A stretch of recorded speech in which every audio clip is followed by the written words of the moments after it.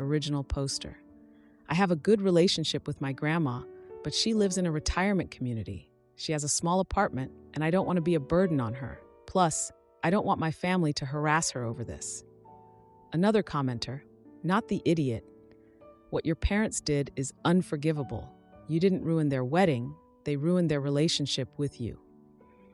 I'm trying to focus on my studies and work so I can move out as soon as I turn 18. It's hard, but I'm determined to build a better future for myself. Now for a few other comments. One commenter suggested that the original poster might have been treated differently because she was the youngest child. Another commenter pointed out that the parents' behavior was a pattern of neglect. It's always been like this.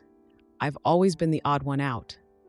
I think being the youngest has something to do with it, but it doesn't make it hurt any less. Hi, thank you for your comment. I would like to live with my grandma, but I am due to start my classes in college soon. My school is in the same city where we live, but grandma lives in another state, so I would have to drop out to leave. I don't have any other family here, just friends, and I don't want to be an imposition. Commenter, does your school have dorm rooms? Is this something you could plan for next semester? Or finish this semester out and look at transferring to a school near your grandmother? The school has dorms, but I don't qualify for financial aid, and I don't know how much they cost. Apparently, a lot, since I have a friend that's going to go to the same college as me, and she has just rented a studio near campus that seems to be a better deal according to her. The plan had been for me to stay at home during my studies. My grandma was not able to attend the actual wedding. She lives in another state, and traveling is very difficult for her due to mobility issues, so we only see her when we go to my mom's hometown. I know she saw my Facebook post and called me to ask how I was doing, but I put on a brave face for her, and I haven't called her since. But we text. I don't know if she knows more of the context of what happened, or if my parents have told her a different version of the story. But she is very sweet to me and has always called out my parents for their favoritism. I just feel exhausted lately from everything, and the last thing I want is to bother her, so I haven't called her again since barely after the wedding. No, my extended family wasn't there. My grandma has a hard time traveling, and my uncles live in the same town as her, and they weren't invited. When I said they bought tickets for the family, I meant my siblings, their significant others, and my niece. They also took a couple of friends each with their partners. In total, I think it was 13 people. At a certain point, it just feels intentional. Did you ever learn what motivated your family to ignore you? I feel like you could use some insights here. I have no idea other than the fact that they are very close-knit between themselves and I don't seem to fit in. I've never liked the same hobbies and activities as them. I'm quite an introvert and like being at home watching movies or reading a book. Meanwhile, both of my parents love to be the life of the party and host events at our home, often for their friends, and my siblings also enjoy these events. When I was a kid, I was more shy and always hid in my bedroom or the basement to avoid people. But as I grew up, I started participating more in these parties, but my parents don't seem to care. That is the only explanation I can find for their behavior, but I still feel like it's not enough. If it's real, could you be an affair child? You are quite a few years younger than your siblings, and it would explain a lot. I have no idea about that. It's something that has never crossed my mind. I feel like my parents have always been a very close couple and spend a lot of time together and seem very happy, so I don't think my mother would cheat. Commenter, downvoted. Yeah, seems a bit odd to me that you, called Forgotten Child, made an account specifically to create this one post. I understand why people use throwaways, but I'm always a bit suspicious that these accounts are made for the purpose of creating rage bait. I created a throwaway because I didn't want to give out my personal info, which you could easily find on my main, and unfortunately, this is not fake. All of you are the first to ever bring the affair theory to my mind, and I don't know what to make of it. I hope it's not true. Commenter, first-class tickets for the wedding party and other guests, but not their youngest child. How is this even possible? Then they don't fix it by getting you a first-class ticket, but an economy ticket because it is cheaper. Did you even have accommodations? No dress either, just wear whatever. Now it's your fault that they are thoughtless. Hell no. FFS, these parents suck. I think when she said a cheaper airline, she meant it because it was more likely that way that I could get there on time since their flight was apparently all booked out. Again, I don't know about accommodations. They made no mention of that. They all stayed at the same hotel where they had the ceremony, but that's all I know. Commenter, she should put her energy into finding better sources of fulfillment, as opposed to continuing any fight for minimum acknowledgement from her parents and siblings. I honestly don't have the strength to do much these days. I'm set to start college later in the year, and the plan was that I would live at home, since it's not far, but now I just want to leave, but I don't know how. I don't have enough savings or a job right now, and the idea of going out to get one just feels so overwhelming right now. I don't want to drop out, but I want to go elsewhere. I wrote this yesterday because I needed to vent, but I didn't want to create more drama. That's why it's anonymous. If she has plans for college, she should go ahead with the emancipation process. Emancipation will save her a fortune on her education, and I guarantee you those crap parents she has did not intend to help her in any way. The idea before all of this was that I would go to a college in my hometown. It's a great college downtown that I'm very happy I was accepted to, and a couple of my high school friends are going there too and live at home. And I was saving to buy a car for easier access, and they were going to pay for my tuition and all of that. But now I just want to leave this house. Be strong. Don't let them get under your skin. Even if you have to get roommates or move in with a friend, leave as soon as you're comfortable with finances. There are Facebook groups and such for looking for roommates, especially in high cost of living areas. I know that's what I should be doing. I do have a friend that is moving to a studio apartment near our college, but I don't have a job at the moment, and I don't want to be a burden to her. She and I are close, so I'm sure she would offer for me to move in with her, but I don't want to be a burden. Also, I don't have a job at the moment, so I couldn't pay rent. So that's something else I need to do at the moment. But now for the 5-day update. Hi everyone. I wanted to write an update earlier, but I'm still kind of a mess at the moment. But I figured since my post had such an overwhelming response and so many people commented and sent me messages that I should write about the latest developments. First of all, let me start by thanking all that commented on my post and shared their own experiences or points of view on my situation. Thank you so much. A few days ago, I could barely find the energy to get out of bed, and my family's comments had made me really believe that I was guilty for all that had passed. But after seeing the responses to my post and all the support you guys were giving me, I felt somewhat reaffirmed in my actions and feelings towards my family. I'm still fighting the feelings of guilt and depression, but whenever I start to spiral, I think about how much this community of strangers has had my back. And I try to calm myself down with your words. Thanks to your input and advice, I finally decided to call my grandma and tell her the full story. Just to clarify, my grandma did not attend the wedding. She lives several states away and has mobility issues, so she doesn't travel anymore. We visited her around Easter, and that's when she commented that I might read a poem at the ceremony, but that was the last time I saw her in person before all this. She's always been very loving to me and has called out my parents in the past for their favoritism. But it's hard for her to play a more active role in my upbringing since she lives so far, and I am always worried about bothering her due to her age and health condition. She had a minor stroke a few years back and is now back to normal, but I still worry. Anyway, I called her and laid out everything that had happened with the wedding and how my parents didn't even buy me a ticket to go with them. She came to the same conclusion that most commenters did when I told her that it was simply impossible that they had forgotten and that they did it on purpose. I cried on the phone with her, laying out how I was feeling, how this has been going on forever, how I feel in the aftermath, and most importantly, about my need to get out. She was extremely sweet and comforting to me and told me that I had nothing else to worry about because she had my back 100% and told me to take it easy, but make plans for my future and that she'd help me. After that conversation, which lasted about 2 hours, I felt better and I decided to listen to her and start moving to figure something out for the next school year. I have a friend who is going to lease a studio next to our future campus. She has a great relationship with her parents, but she has 5 younger siblings and wants to be more independent. So that's why she decided to move out. I asked her if I could move in with her temporarily and that I would pay her rent as soon as I got a job.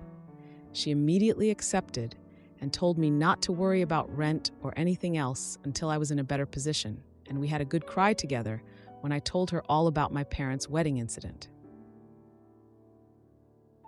So this all happened a couple of days ago, and I was planning on doing the update then. But my grandma called my parents and my siblings to lecture them about how they were treating me. My brother just sent me a text afterward with a half-hearted apology saying that he didn't know I wasn't included and that he just thought I wouldn't have fun on the trip, and then I posted the pic just to create drama. My sister, on the other hand, berated me and told me that I kept trying to make public my own problems and pinning them on my family when they are all innocent.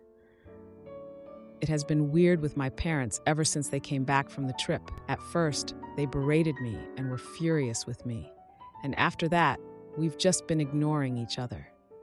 After my grandma called them, they came into my room telling me that if I wanted to put this whole issue to rest, I should shut up about it and that this could all have already blown over if only I had kept my mouth shut. I just asked them to leave my room, and then I called my grandma again to tell her what had gone down.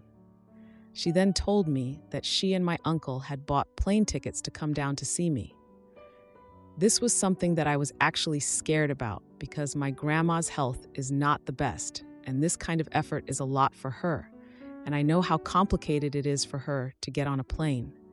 So I tried to dissuade her from coming and told her everything would be okay. But she wouldn't listen and told me that she was long overdue a conversation with my parents and that she wanted to see me. I'm stressed for her, and I feel again like I forced her to take a long, uncomfortable trip because of me, and that maybe I should have dealt with this myself. I do want to see her, and I wish for nothing more than to hug her right now, but I'm worried about her. At least my uncle, my mom's older brother, is coming with her, but I hope she doesn't exhaust herself or nothing happens to her because that would break me. They arrive tomorrow and have not informed my parents of their trip. My grandma asked me to keep it until she gets here.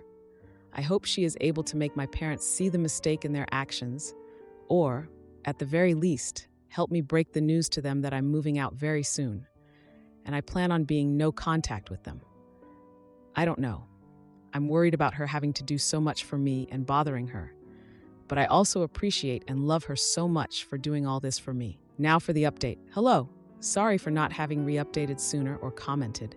As you can imagine, if you've seen my last posts, it's been a busy week, to say the least. There's been a lot of people messaging me and commenting on the post, and I haven't had time to answer to no one until today, and I'm sorry for that. You all have been so helpful in caring for me and my story, and it's been truly eye-opening and terrifying to see how many people have gone through similar stories of neglect and abuse. And I just want to thank you all for taking time out of your day to send some kind words to this internet stranger. This update will be long, so sorry about that. I'm just going to continue where I left off. So my grandma called me to tell me she was coming here to see me and help me out. I was very stressed about it because my grandma has a very hard time traveling. So for her to take this trip meant that she would be under enormous stress, and I felt responsible for her since I was the one that called her. She arrived early Monday morning with my uncle, and I went to get her at the airport. Not gonna lie, it was a very intense and emotional moment, and as soon as I saw her, I ran to her arms and broke down sobbing. I don't even know if I was able to tell her anything at that moment because of how hard I was crying, and I had so many things to say. Thank you for coming, for being so good to me, for having my back. I'm sorry to have made you take this trip. I feel awful at home. I don't know if my parents love me, but I know you do. Am I an affair child? I truly was hit with all of this, plus the guilt and the anxiety all at once when I saw her. But she held me tight in her arms, telling me everything was going to be okay. My uncle hugged us as well. I don't know how long we stayed like this, but it must have been a while until my uncle told me we should get going. We grabbed a cab and went to their hotel. My grandma had teary eyes, and I could feel her breathing heavily, which scared me, but she kept hugging me and smiling all the way. She had reserved a double room so I could stay with her for these days, and once they were settled in and I was more calm, we sat down and I poured everything out for them. The years of neglect and the emotional abuse, how I was feeling miserable after the trip, but also for years now, how my parents have been trying to make me feel guilty for all of this that has happened. How I was scared about my future, but my number one priority at the moment was to move out of that house, even at the expense of my schoolwork. How I have made arrangements to move in with my friend, and I was looking for a job. I told them about this post and how some people thought I might be an affair child and that I was beginning to question that as well. It was a lot, and I could tell they were both really affected by what I was saying, but they kept comforting me and making me feel safe to open up to them.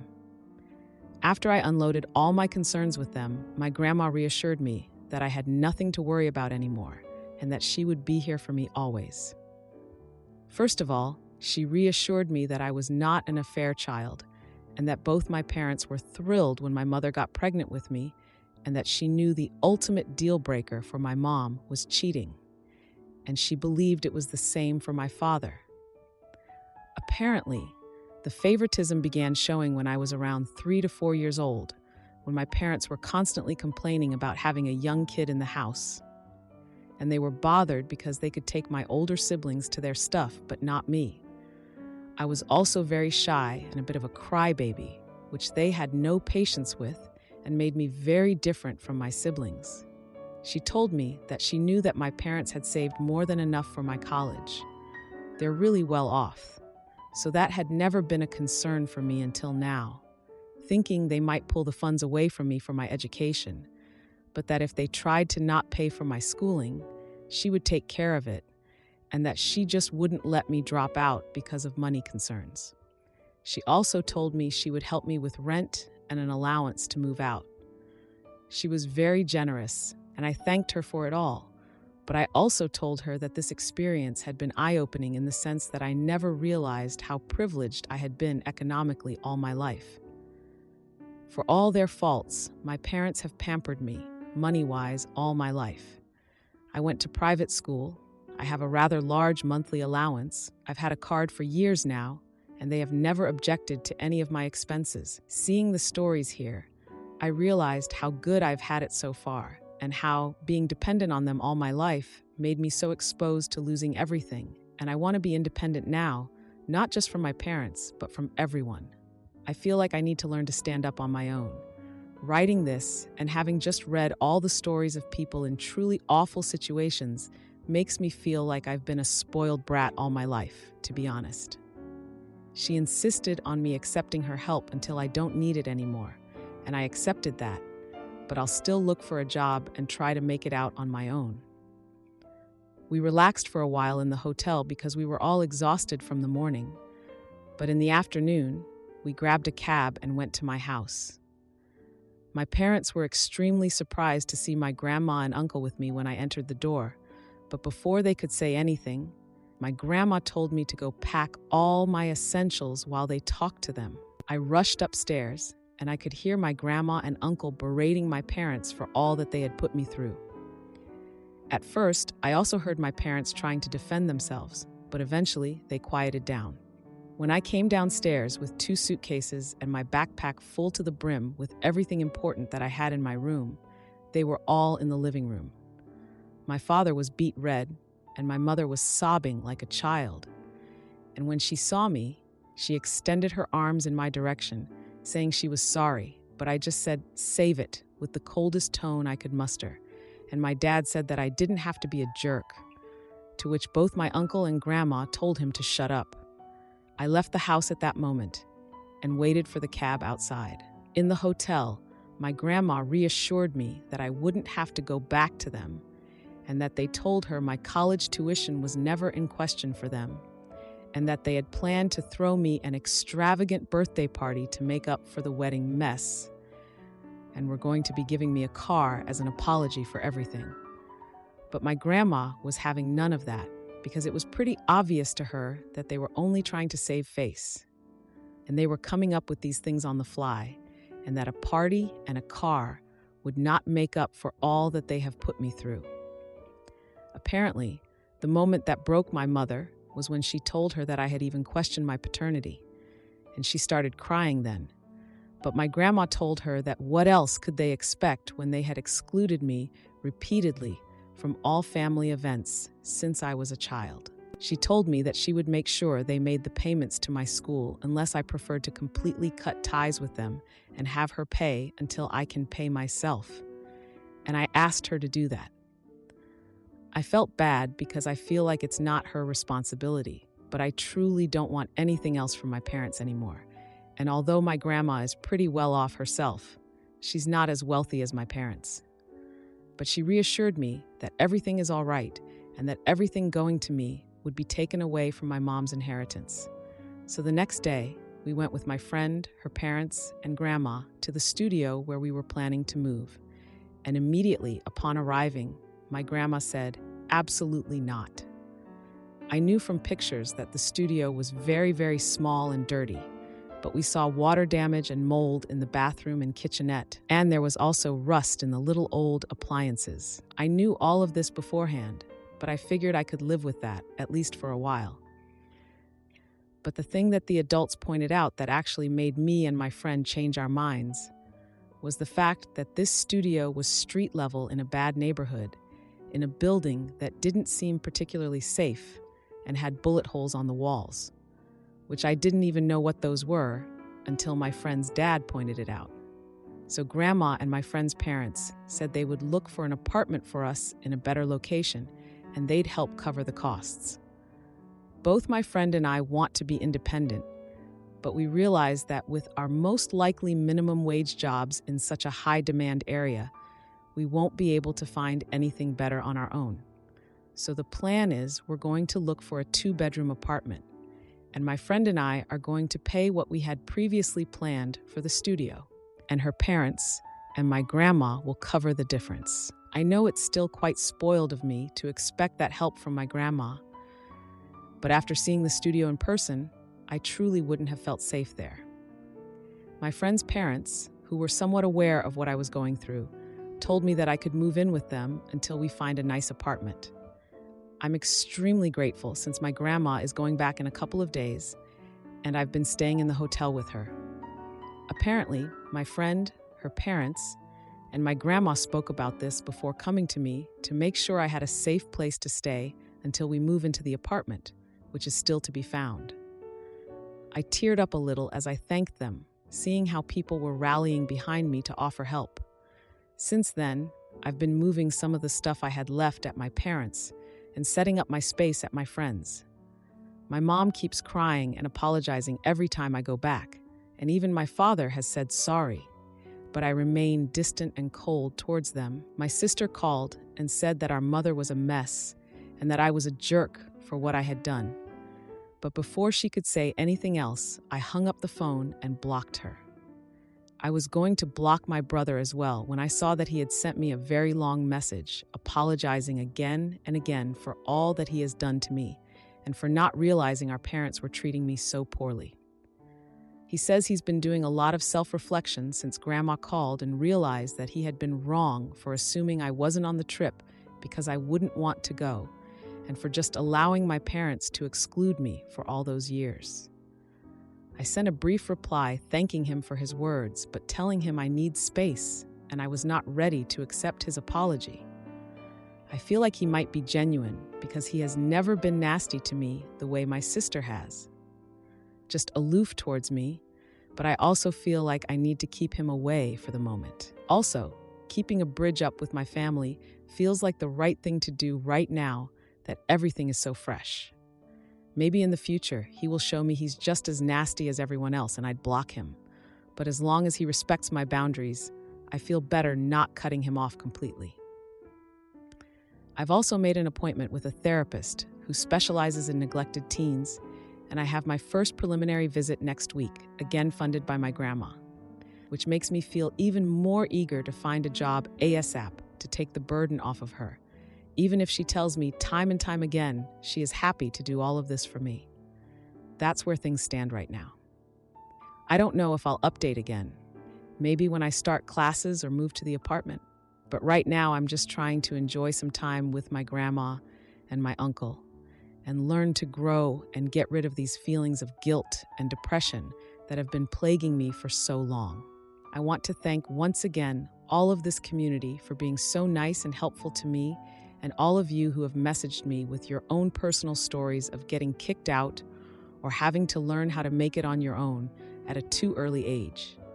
You've helped me feel a lot less alone and made me realize that things can get better if I work hard for it. I feel kind of spoiled for having such an amazing support system with my grandma, uncles, and my friend. But you all are right.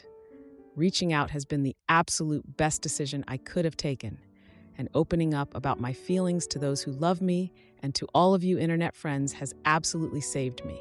So thank you, really. I'm more grateful than words can ever tell. Now for a few comments. One commenter asked, I'm curious, when you've gone back to collect things, what exactly have your parents been saying? I replied, my mother has been crying every time I've gone there and just saying I'm sorry over and over again, but I haven't had a conversation with her, so she hasn't mentioned specifics, but I also haven't given her a chance.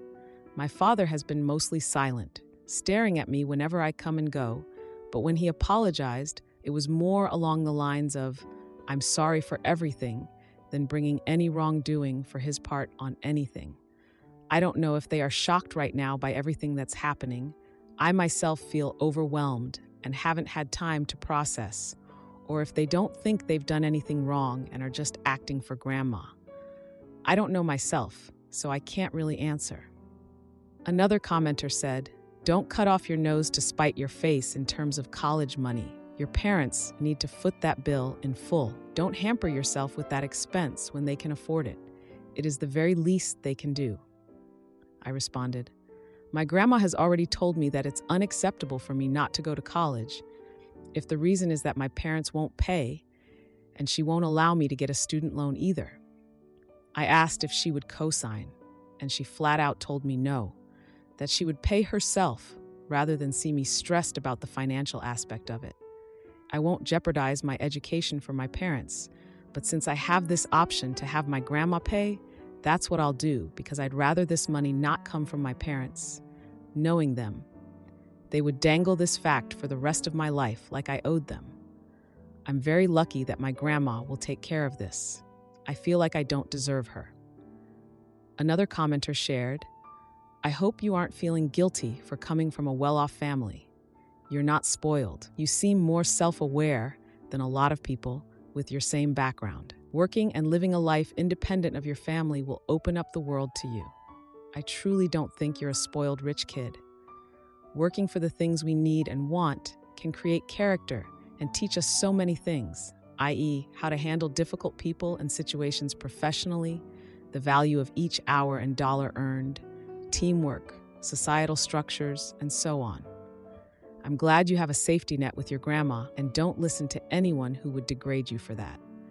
A lot of us are living hand to mouth and paycheck to paycheck, and I absolutely do not wish that on someone just starting out in life.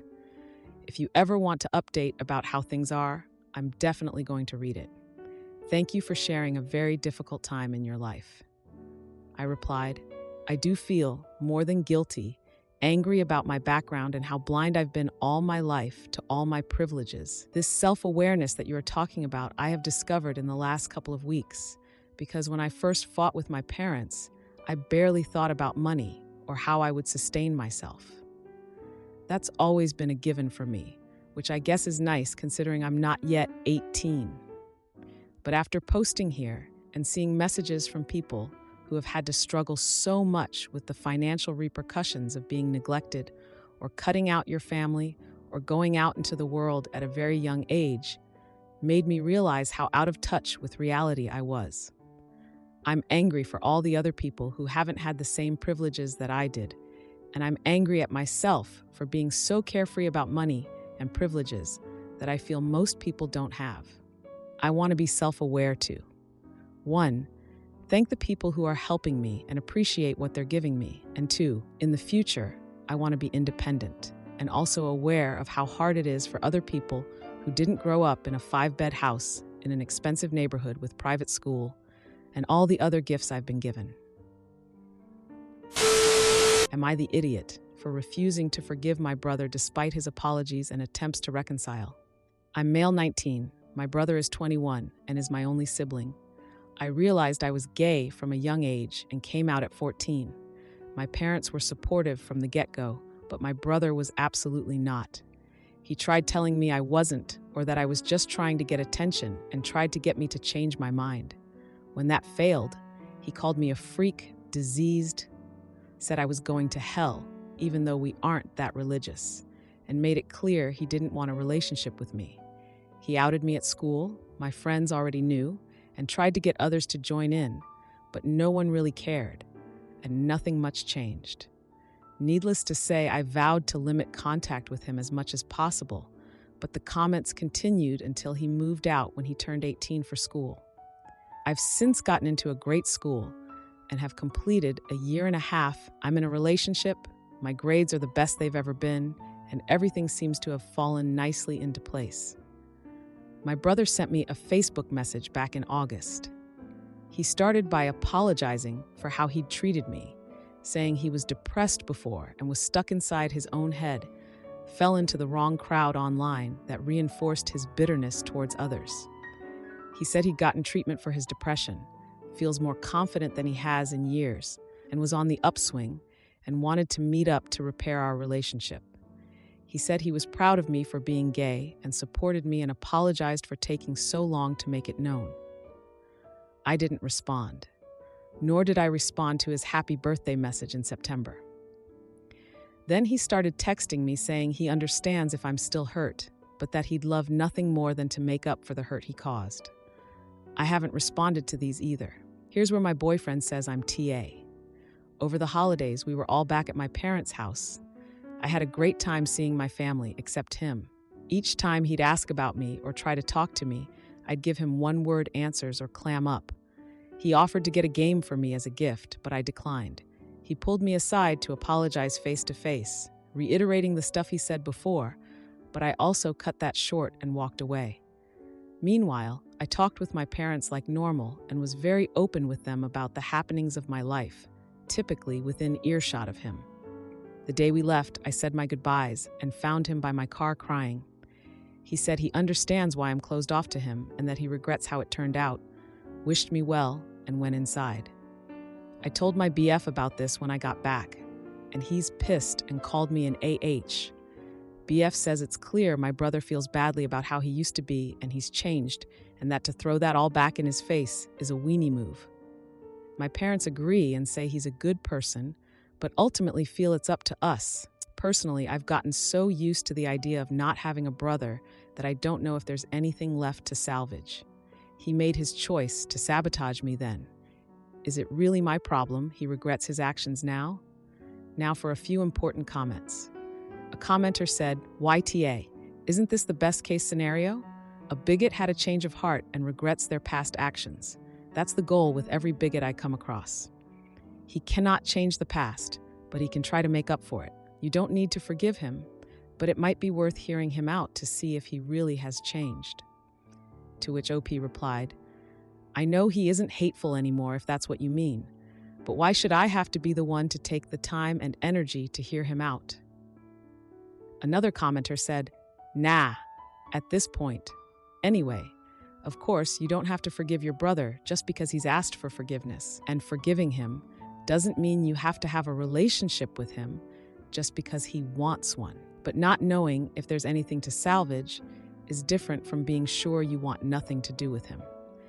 At the very least, you might want to consider explaining to him why this is not a thing he can make up for, and seeing how he responds, so you can decide whether you're really done with him or not. OP responded, "The worst part is I actually think I want to forgive him. It's just each time I go down that path, I'm left thinking about all that could have been had he not been a weenie in the first place, which makes me resentful knowing that any relationship we build now will be inferior to the one we had when we were kids. And honestly, that's worse than acting like I don't have a brother at all." Now for the 3-month update. So it's been a few months since my first post, and since a few people were asking, I thought I owed you an update. I would have provided one sooner, but this is a throwaway, and I had logged out earlier. The fact I remember the password is itself a miracle. The TLDR of the last post was, I had ignored my brother's attempts to have a relationship with me after the hateful shoot he threw at me when we were younger. I'm glad to say that's no longer the case. A little after my last post, I texted him that I appreciated his words, but that his actions had really hurt me and that I needed time. He texted back he understood and to take as much time as I needed. He also thanked me for reaching back out to him. I spent a lot of January and February in self-reflection and trying to figure out what I wanted. Lots of people in the last post said I needed therapy, and I agree, I likely did. I never ended up seeing a professional, but I got really into some guided meditation and calming exercises I saw on YouTube. Making a habit of it helped me realize how much weight I was carrying and has helped me start to let that weight down. I still have some ways to go, but I can feel my empathy growing, and I like that. I went home for spring break and saw my bro for the first time since Christmas. Long story short, we spent a lot of time hanging out, and our relationship is recovering. We've had some hard conversations, cried, shared a couple of joints, etc. And I came away from the break feeling much better about everything. And since each of our schools have closed down due to the pandemic, we're both at home and doing our classes remotely and hanging out in the downtime. I want to thank those of you who said I'd probably regret cutting him out, because I can tell you were right. My brother isn't perfect and did many things to purposely hurt me, but people can change if they want to, and he did. I wouldn't want to be judged by my lowest point, and I'm working on not judging him by his. I finally have my brother back, and forgiving him has helped me feel better in ways I didn't realize I needed. Thank you. Why my brother did it? There's no one reason. He was in a dark place and dealing with a lot of issues in a bad way. He was ignorant about a lot of queer stuff and relied on that ignorance when it came to me. It took a while in going off to college/meeting new people for him to begin questioning a lot he believed, and since getting help for his unresolved issues, it was a step-by-step process until he saw how wrong he was. He said he didn't even realize how what he was doing was hurtful a lot of the time, because he was so in his own head and had some really bad influences on the internet reinforcing his mindset. I can understand that, and I love how far he's come. Why didn't our parents intervene even though they always had my back? They did a lot of the time, but most of what he did wasn't in their presence, and I was not one to go running to them each time I was the victim of something. They are good people, and I hold no animosity towards what they might have done instead. I'm thinking about showing my brother this and the previous thread so he has a better understanding of how I felt about this and may update later on how that goes.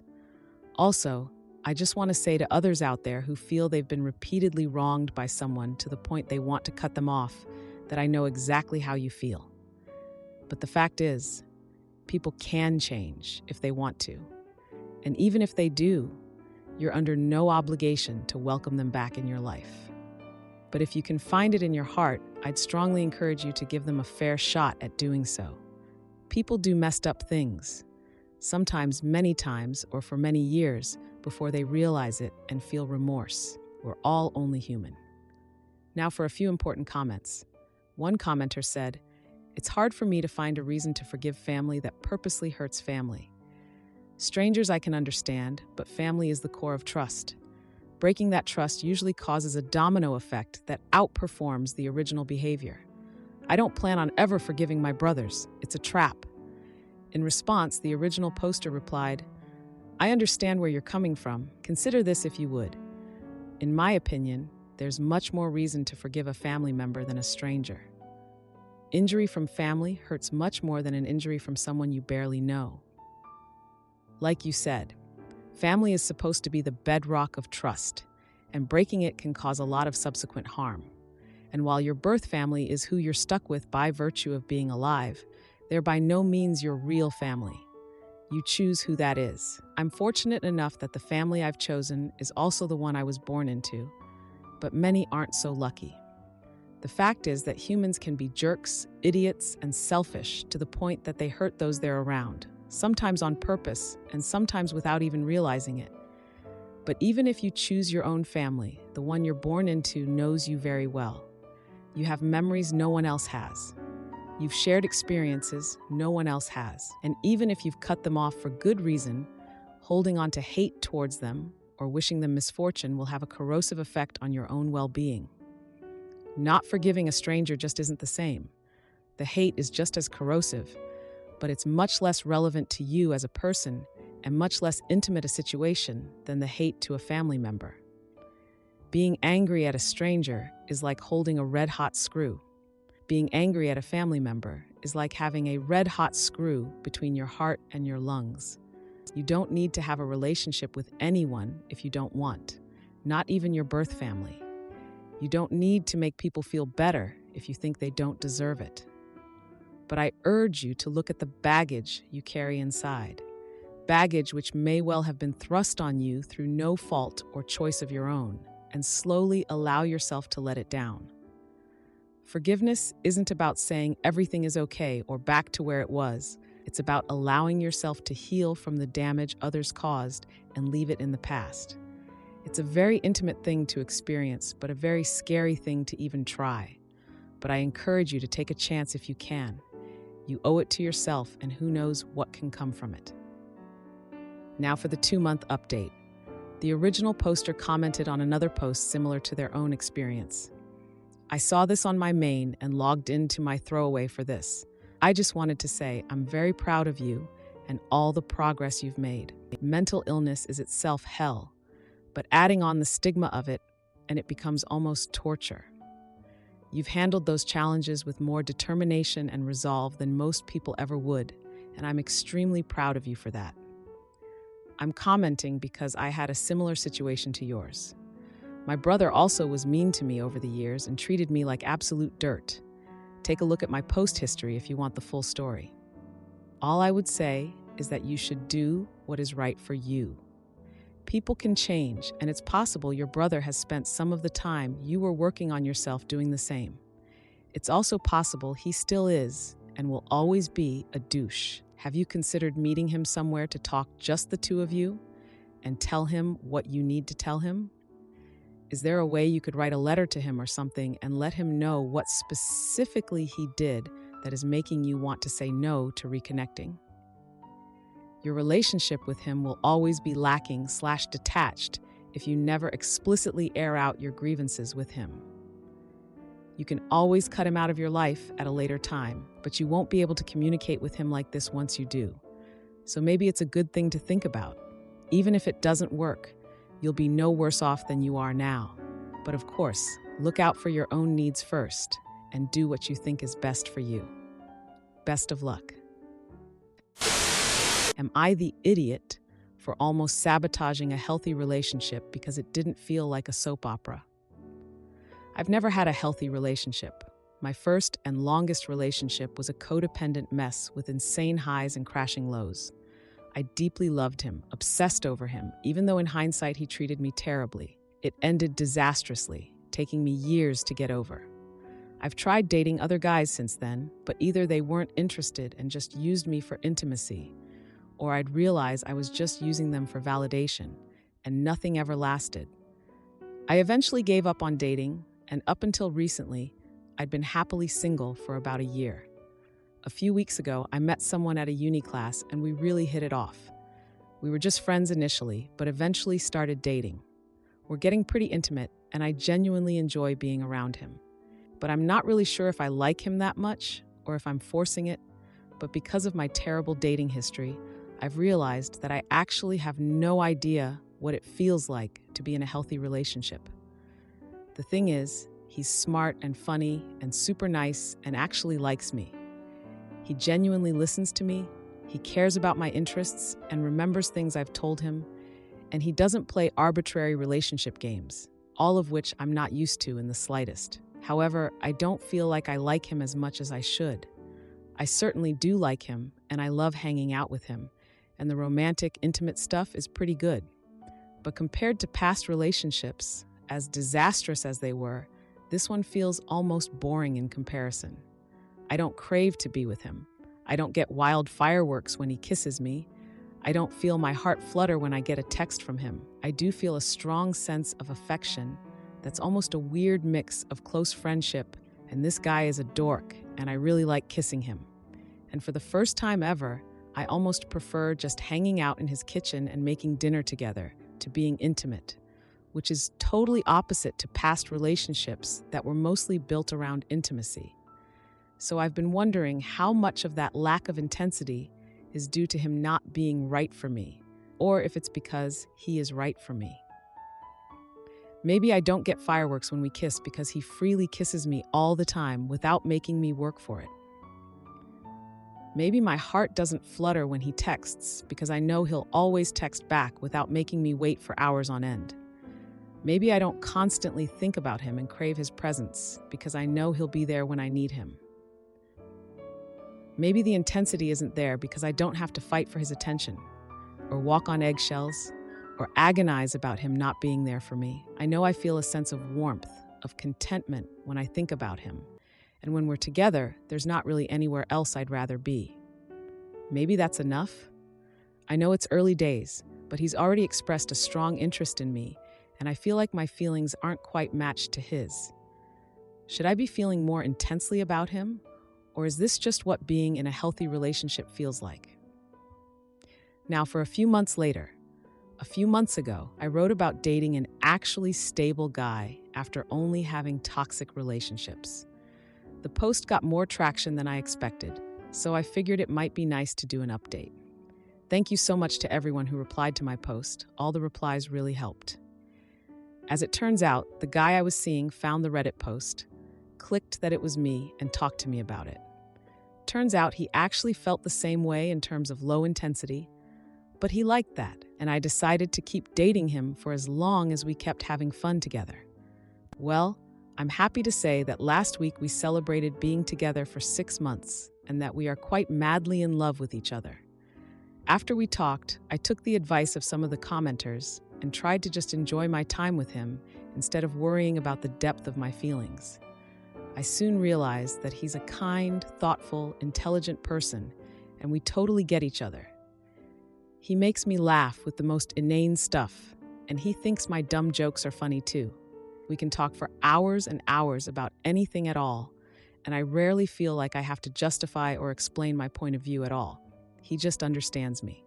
One of the first times I knew I was really falling in love, we were chatting in bed, and suddenly it was 3 a.m. and I realized we'd been chatting for 3 hours without a single awkward pause. I've rarely had that with anyone else, and never with a previous boyfriend. I think most of the commenters were right. My other longest relationships were all built around toxic intensity and wild passion. And while this relationship definitely isn't lacking in the bedroom, I'd say it's much more built on a sort of close friendship and respect for each other. It's certainly not as filled with longing and deep passion as other relationships I've had, but honestly, I prefer being with him. I feel like I have not just someone to go out with or to cuddle up to, but a genuine life partner, somebody who supports me, who I can talk to about anything, someone who makes me want to be a better person. It just took me a while to realize how much better that calmer, more peaceful love is instead of the roller coaster, intensely toxic relationships. And I almost made the mistake of thinking that it was boring and throwing it away. I really just needed time to get used to dating someone who doesn't play games and displays his affection openly and frequently. We did have some slight issues with communication to start with, mainly me being afraid to bring issues up/suggest things because of other boyfriends overreacting terribly in the past. But after we talked a lot, he's been very supportive and proven himself to be a mature enough adult that he can handle occasional criticism without getting super defensive. It's been really refreshing to be in such a drama-free relationship where we can argue or talk about issues in a really healthy way. Thank you to everyone who replied. You all helped a lot, and I'm really glad I took your advice and didn't just break up with him. I love him a lot, and I can see us being together a long time. Thanks.